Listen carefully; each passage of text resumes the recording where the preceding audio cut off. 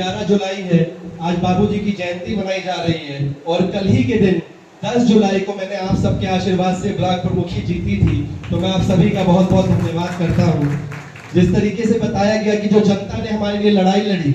जो 10,000 20,000 की भीड़ हमारे लिए इकट्ठा हुई थी, उनमें से कितनों ने मेरे कभी चेहरा नहीं देखा था, लेकिन सिर्फ बाबूजी के नाम पे, सिर्फ ये सुन के कि बाबूजी के परिवार की राजनीति जिंदा रखनी है, उसके लिए आपने मेरे संघर्ष में मेरा साथ दिया। और कहते हैं कि पहला चुनाव जिंदगी भर याद रहता है, तो ये चुनाव सही में मुझे जिंदगी भर याद रहेगा और जिंदगी भर मैं आप सभी का एहसान मांगूंगा मुझे ब्लॉक प्रमुख बनाने के लिए। आप सभी को बहुत बहुत धन्यवाद करता हूँ।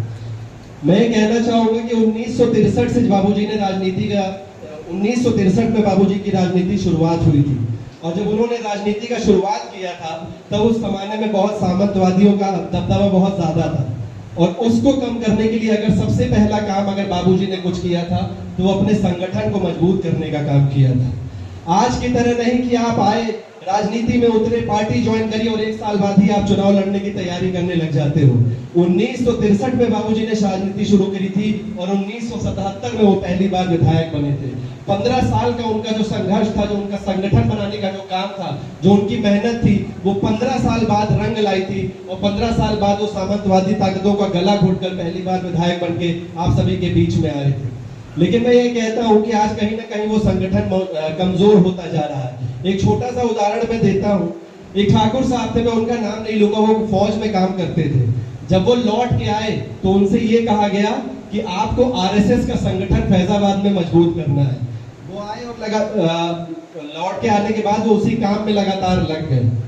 लेकिन जब उनसे पूछा गया कि आप अपने काम में कहां तक पहुंच पाए हैं, तो उन्होंने ये कहा कि भैया मित्रसेन जी के होते हुए फैजाबाद में किसी और का संगठन नहीं बन सकता, वो सारे के सारे मित्रसेनवादी हैं, वो किसी और के सुनते ही नहीं। तो आप ये समझिए, एक जमाना था कि आरएसएस जैसा संगठन फैजाबाद में अपने कदम रखने से डरता था, लेकिन आज हमारा जो संगठन है वो कहीं ना कहीं फूट गया है। चाहे वो आपसी मतभेद के कारण आप कह लीजिए, चाहे महत्वाकांक्षा के कारण कह लीजिए, चाहे राजनीतिक मतभेद के कारण कह लीजिए, लेकिन ये सच्चाई है। जैसा कि अभी भीम चाचा ने कहा, अगर हमें बड़े लड़ाई लड़नी है, अगर हमें बड़ी जो है चुनौतियों का सामना करना है और बड़े लक्ष्य को अगर पकड़ना है तो कुछ सच्चाई हमें बोलनी पड़ेगी, चाहे वो सच्चाई कड़वी ही न क्यों ना हो। और मैं ये कहता हूँ कि आज वो संगठन हमारा उस तरीके से नहीं रहेगा जैसे उस जमाने में रहा करता था और हमें इस संगठन पे काम करने की जरूरत है और खास करके हमारे युवाओं को काम करने की जरूरत है। मैं ये मानता हूँ आज सबसे बड़ी अगर गाली हमारे युवाओं के लिए है ना, तो ये है कि भैया इनको जूता चप्पल दे दो, इनको फोन खरीद दो, इनको जीन्स खरीद दो और ये जो खरीद देगा उस नेता के पीछे टहलना चालू कर देंगे। मुझे नहीं लगता कि इस युवा के लिए इससे ज्यादा बड़ी गाली अगर कोई हो सकती है तो मुझे नहीं लगता कोई है। सबसे अगर आप युवा हो, आप कहा जाता है कि आप जिस ओर चलते हैं उस ओर जमाना चलता है, उस ओर देश चलता है, और आज ये कहा जा रहा है कि युवा के जूता चप्पल से खरीदा जा सकता है, तो मुझे लगता है कि हम युवाओं को अपने ऊपर, अपने सिद्धांतों के ऊपर, अपने पूर्वजों की लड़ाई जो हम लोगों के पूर्वजों ने लड़ी है उस पर सोच विचार करने की जरूरत है। और इसके लिए हमारे पार्टी के यहाँ पे सारे बड़े पदाधिकारी मौजूद हैं। मैं आप सभी से कह लीजिए एक सुझाव देना चाहता हूँ, छोटा होके यह एक विनती करना चाहता हूँ। मैं ये चाहता हूँ कि फैजाबाद में बाबूजी के नाम से या समाजवादी के नाम से एक कैडर क्लासेस चलाई जाए जिसमें हमारे युवाओं को ट्रेन किया जाए, उनको हमारे सिद्धांतों के बारे में, उनको हमारी विचारधारा के बारे में बताया जाए, ताकि वो उतनी ही मजबूती से जिस तरीके से आप लोग हमारे लिए संघर्ष करते आए हो, हम आपके संघर्ष को आगे बढ़ाने का काम करें। मैंने एक दिन सुना था, एक कहावत पढ़ी थी कि पहली पीढ़ी बनाती है, दूसरी पीढ़ी बढ़ाती है और तीसरी पीढ़ी मजे लेके सब कुछ बर्बाद करती है। और जिस दिन मैंने ये सुना था उस दिन मुझे रात भर नींद नहीं आई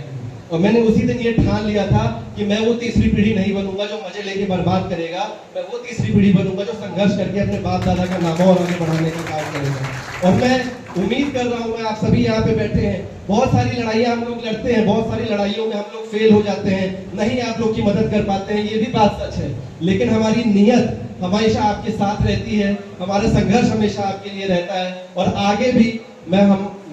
और मेरा परिवार यही कोशिश करेगा कि हम हमेशा आपकी लड़ाई को आगे लड़ने का काम करते रहें और आपको इंसाफ दिलाने का और आपके संघर्ष को जो है सफल बनाने का काम करते रहें। आप चाहे उपचुनाव ये भी देख लो, बहुत ज्यादा मैं नहीं बोलूंगा क्योंकि मैं अभी थोड़े लोग का बोलना बाकी है, वक्ताओं का समय काफी हो चुका है, लेकिन मैं ये कहना चाहता हूँ कि